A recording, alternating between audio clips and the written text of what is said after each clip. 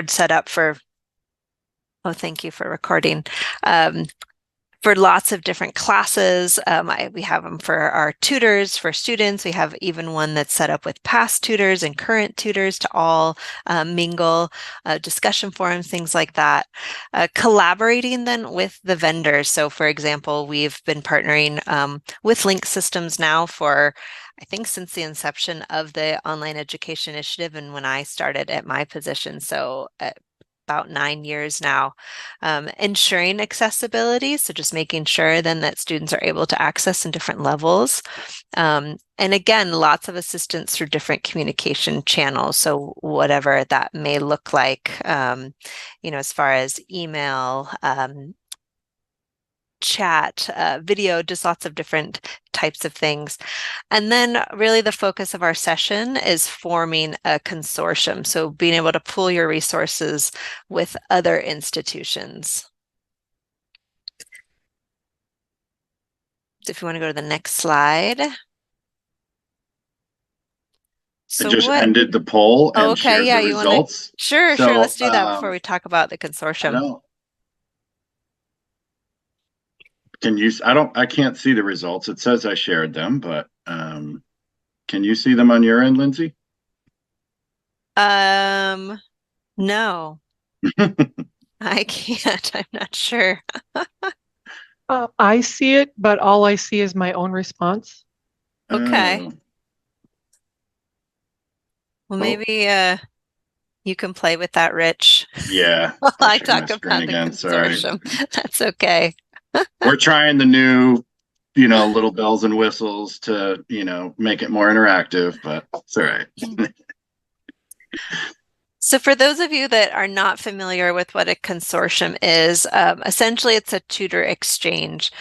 So Rich mentioned Star California, and that's the one that I've been a part of and I'm the co-coordinator of. But essentially it's many different colleges pooling their resources, and then students are able to access then the tutors at various colleges. So it could be your student who's working then with a different tutor, or then your tutor who's working then with students from other colleges. So here's just kind of a little graphic to show what that could look like. So part of the benefits of it, again, it's just this sharing of resources. So pretty low cost or no cost really to the students. For us, the greatest benefit is the greater subject and schedule coverage. We're a small rural community college, and so I have a wonderful center, but I can only offer so many subjects and different days and times for specifically online tutoring, but for all tutoring. The tutors then get to help students from lots of different campuses, and then students themselves get to interact, with students from other campuses if that's what they're seeking.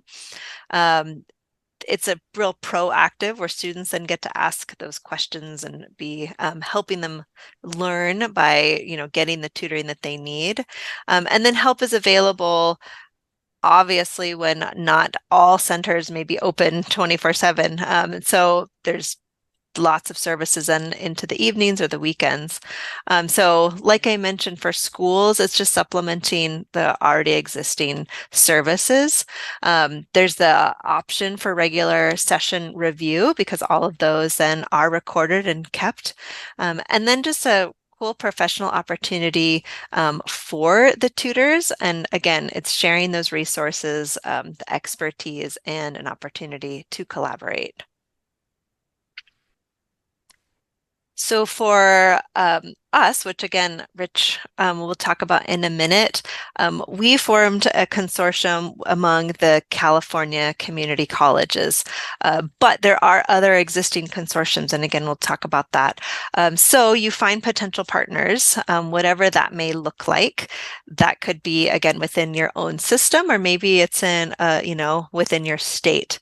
You set those goals and objectives of what does it need to look like for you? What types of then governance and agreements do folks need to have? and then you're able to share those resources and the expertise.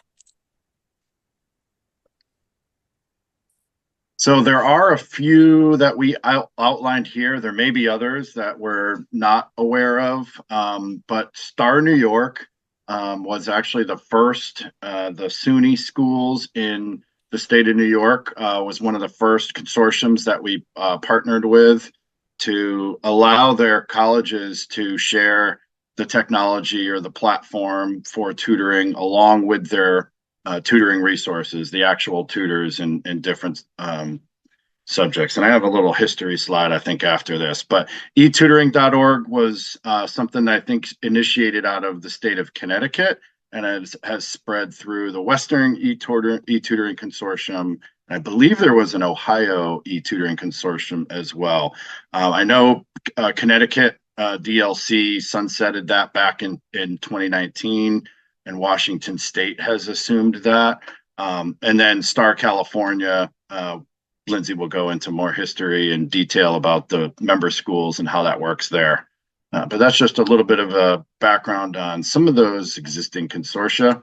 Star New York, really big system, I think for a lot of different states, maybe not as big as California, but 64 colleges and universities are part of the SUNY system up there. SUNY Cortland started offering online tutoring in 2007, so I think they were an early adopter, probably across the nation.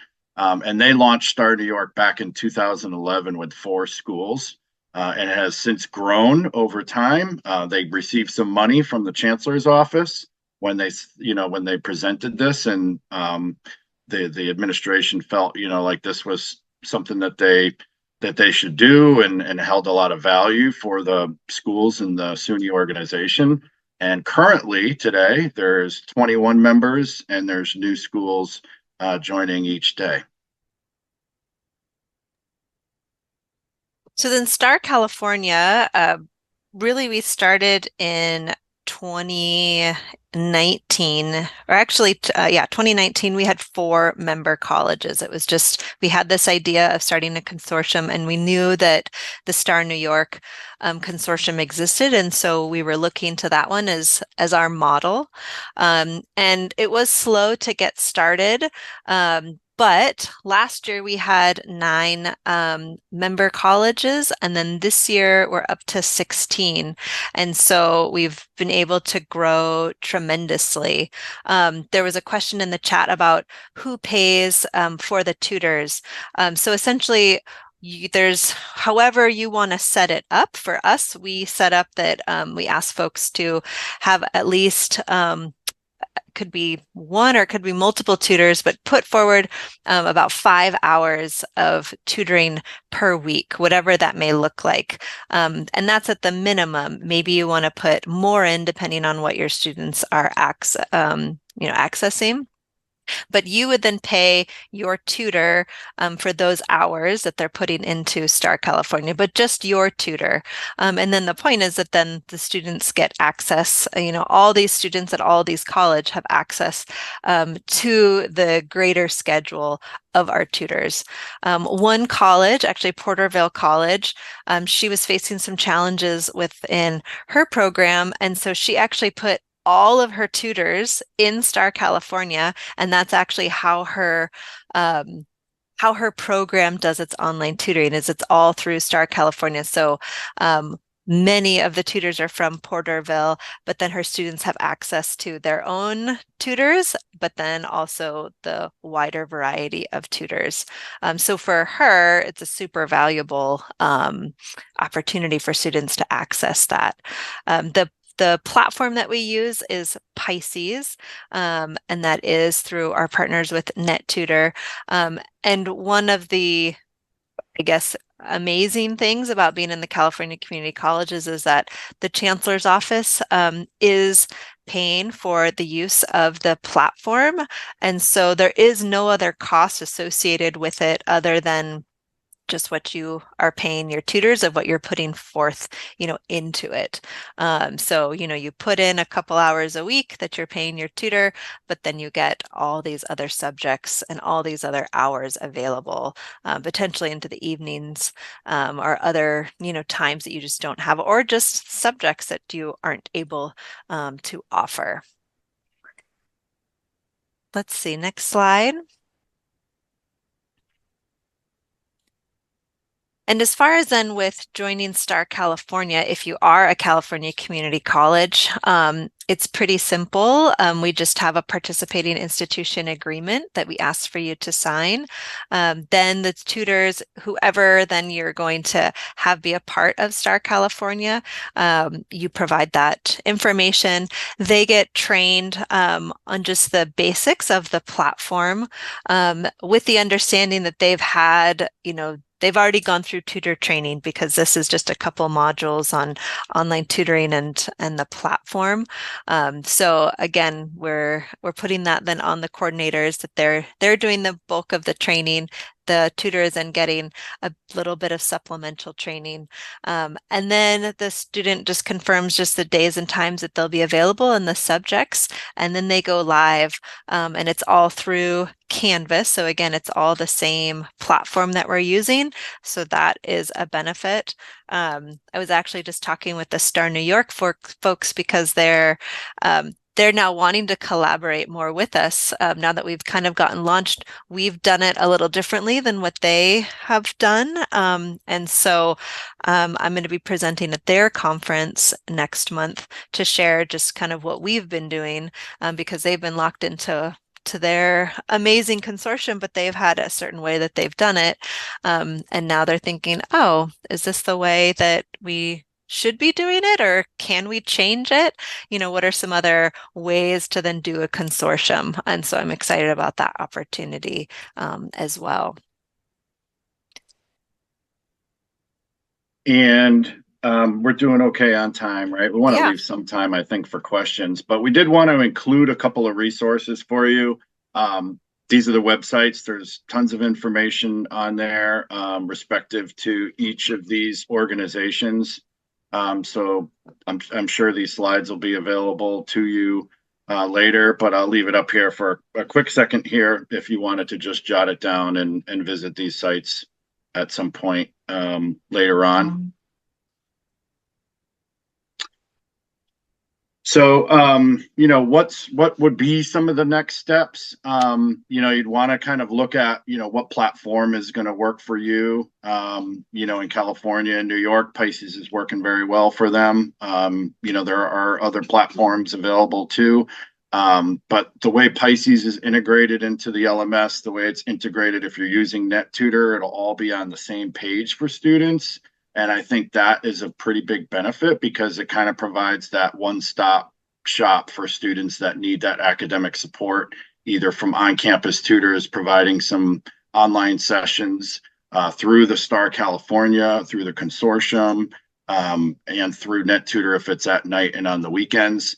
And then you want to just kind of identify, what are your goals? What are your needs? If you're starting a new consortium, you'll want to kind of figure out what should be the commitment for the schools. Smaller schools might be able to only give up less, resources, or only have minimal numbers of tutors, where larger schools may have more. So you want to take that into consideration. If you wanted us to work with you, we'll help out with a lot of that stuff, a lot of the admin work as well, to kind of get you off the ground and launched. I think what Lindsay said, what you can do is kind of just, network with some of the schools in your area, or schools in your system, or schools in your state, and see if this is something that they might be interested in joining. It doesn't have to be all schools at once. You can start small and grow it. I think that's probably the prudent way to go about it. All right. There's some questions in the chat, and I was going to start answering them, but I figured I'd do it live instead of typing in answers. Linnell asked, is student access limited in any way? What do you mean, Linnell, about student access? So what I mean is, You've already explained that each of the participating institutions is puts in a minimum number of tutoring hours into the pot. But say I'm donating or contributing 5 tutoring hours a week, but my student body uses more than 5 hours per week. Is there a limit on how many students or how many hours a particular student can access the general services of the consortium? Got it. Great question. Within the Star California, no, we have not set up any limits. We're looking then at the data kind of each semester to see, okay, who are the heavy users? We have then membership meetings, and those folks who are using more. Are taking a look at it and going, oh, well, I'm using a bit more. Maybe I should put some more into the pot per se, as far as balancing it out, but we haven't set up any limitations in that way. But a good question. Thank you. Mm-hmm. I see a question about, is it drop-in? Yes, this is all for drop-in. We've talked about appointment-based, but it just gets really tricky, especially when not all the schedules line up. We set a semester schedule, but different colleges might have different breaks, and so we just figure, what, this is drop in because we don't want to mess too much with the scheduling piece and trying to do appointments on there. And so far, that has worked pretty well. There's another question about the difference between setting up or joining the consortium and just using an online tutoring platform. For most of us who are using Star California, the students go to a landing page and they're given both the options because, again, within the California community colleges, we're given a baseline number of hours with NetTutor that our system is paying for. Many colleges pay for more because their students are using more. So that is the main difference as far as using a paid service, potentially is having to pay for hours versus you're getting to join a consortium and potentially pay less by having your students access, more online tutors. For me, what I really like about it is that it's student tutors. I'm a big proponent of peer tutors. And so professional tutors are wonderful as well, but that peer-to-peer connection is pretty strong. And so they're able to then connect with other peers from other community colleges. So I think that's a pretty cool connection there. So really it's another resource, for students. The tutoring supervision, there's a question about that and collecting apportionment. So for those of you within the California community colleges, we're able to count the hours per se to get funding, but it has to be supervised. There's another number of other kind of rules and regulations. If the school is able to supervise it, that would be then them supervising their own tutors. And if it was then somebody who was seeking tutoring from their own college, then they could collect apportionment. My college collects apportionment, and I don't look at the Star California numbers and count those numbers because one, they're not large enough to then make a big difference. We're a small college, and I'm just not able to go in and do that as much. So the supervision piece just depends on the college, but there's not like a general supervisor who's supervising what's happening in Star California. There's troubleshooting, so if students have questions or things come up, then there is online support, but then it goes back to their home college as far as if they need questions answered and things like that. And then there's a question about, can non-California community colleges schools join? At this point, not Star CA, but I think this is an opportunity for folks to, think about, hey, could they do this for another state, or is there another system, or maybe you're a multi-college district. or you're a very large college with multiple campuses, would there be a way to potentially pool your resources to make your own type of consortium, to be able to share those resources and help students? Do folks have other questions or, follow-up questions from what I may or may not have answered?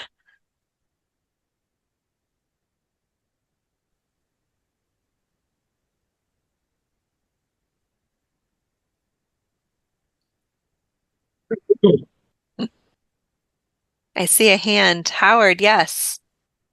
Hey, quick question. I'm curious. Just want to know, how do you separate um students who are being rude and disrespectful uh to the tutor Mm-hmm. when you're using this type of environment? Mm-hmm. No, Who, great who's question. responsible for navigating and making sure that that the tutor is separated from the student and that the student is meeting with a student conduct coordinator Mm-hmm. um So, in that type of environment? yeah. So because we're using Canvas, students are identified, right? They're all their information we're able to track. So if an issue comes up, which we've had some come up, we're able to bring it up, and then we can go through the archives and basically go alert that coordinator of that tutoring center, whatever it may be, right? If it's a tutor who happened to say something that wasn't appropriate, or then a tutee that something happened, then we report it back to that college for them to take care of whatever then that code of conduct may be. And so really we leave it up to the schools, but we alert them and say, okay, here was this issue that came up. Here's the archives, we're able to look back, but everything is tracked. So it's not anonymous, so all the information is there. Which is understandable. But in practice, would it be a way for someone to just disable the account until they meet with the student conduct coordinator, Mm. right? We haven't Because I had don't. that issue yet. Okay, So, I mean, we did have one issue, and the student, from that college, the college decided to deal with it, and I'm not exactly sure what the outcome was because it was that individual college. okay, thank you. Hmm. We haven't had, I'd see another question, what happens if there are issues with tutors from a different school? We haven't had we haven't had tutor issues. Again, there's just been a couple instances of students being disrespectful who are using the services, and like I mentioned, then those have been dealt with, at the college, similar to if it was happening at my own center. I would then reach out to that student and deal with it as a student conduct issue. So we haven't had the issues of as far as tutors. And again, if something came up with one of my tutors who was in Star, California, then I would immediately meet with that student and find out what had happened. But we haven't had anything like that come up yet. Um, as far as the question about a school with a different learning management system, I believe all the California community colleges are using Canvas, so that's why it works really well for us. I do know that Star New York, one of the other consortiums that was mentioned, they don't have they aren't all using the same learning management system. So they actually have a website, and students are able to access it in that way. And then they're all using the Pisces platform through that website. I don't know if you can expand upon how that works, because I don't know those details as much, but I know it's separate, but they have a Yeah. website. Yeah, I don't know that I don't think the website is because they have different Mm, LMSs. I think that's just the way they designed it and wanted to house it and organize it. The integration of Star, fill in the blank, would be within your installation of Pisces, and how the students access that or how your tutors access that through your LMS. It doesn't have to be the same LMS. We would do an integration into whatever LMS you're using, and then once they've authenticated through single sign-on through that LMS, you would get into Star California and be part of that network. if that makes sense. It does. Thank you. You're welcome. Rebecca has a question about does a consortium have a certain level of standards for the tutors? And then how do they deal with, different coordinators and directors having different levels of expectations? That's such a great question. And actually, I was just meeting with the Star New York folks, and we talked about this exact thing because that does exist. There are some different ways that people are training, and we haven't set a standard or a baseline of how much tutors have to have been trained.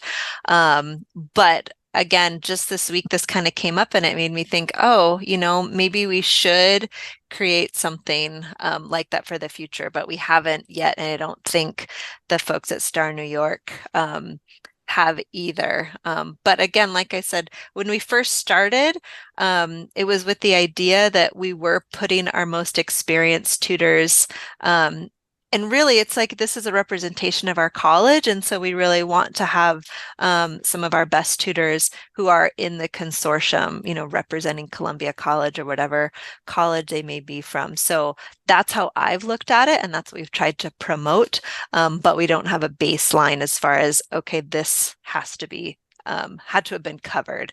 The governance documents, are you talking about for Star CA?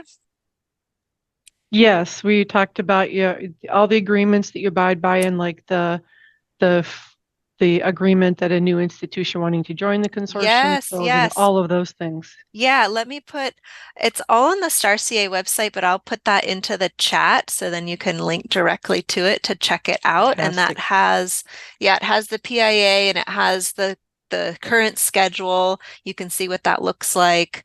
And I believe it also has a link there's that. Let me just check at the bottom of the website. It doesn't also have the link of the Star New York, so you could take a look at theirs as well and what information. But it does have some FAQs, the PIA forms at the bottom with the resources. So there you go. Thank you. Yeah, of course.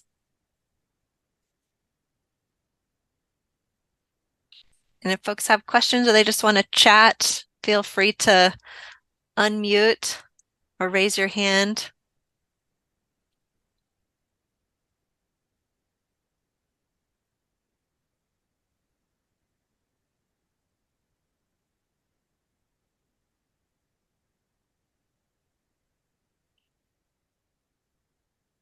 Well, again, thank you all for being here.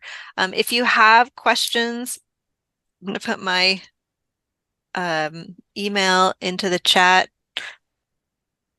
You can contact me directly. You can contact the folks at Link Systems. The website also has information about us and, contact an email address then that you could contact just kind of the general Star CA.